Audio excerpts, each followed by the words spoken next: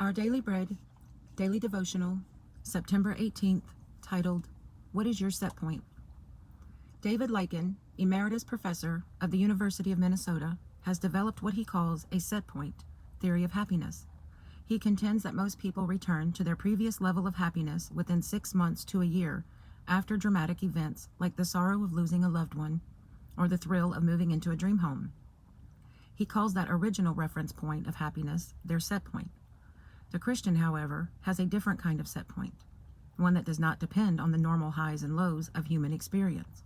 The Bible tells us to find our joy and sense of well-being in the unchanging God rather than in our changing circumstances. The psalmist David praised the Lord, saying, "You have put gladness in my heart, more than in the season that their grain and wine increased." He had a source of joy that was not tied to economic prosperity. In fact, the gladness God gave him was what was greater than that from any financial windfall. We will have the same experience as the psalmist when we stop saying, "I would be happier if," and begin affirming, "I am thankful to God because." Joy that is centered in our unchanging God, no matter what our circumstances, should be the Christian's set point. Psalm 4, 1-8.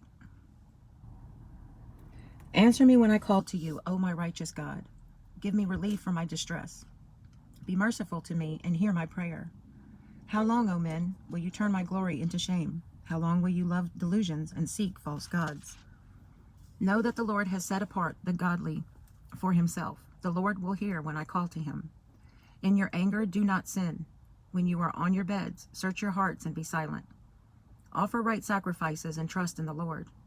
Many are asking, who can show us any good? Let the light of your face shine upon us, O Lord. You have filled my heart with greater joy than when their grain and new wine abound. I will lie down and sleep in peace, for you alone, O Lord, make me dwell in safety. To know lasting happiness, we must get to know Jesus. Have a blessed day.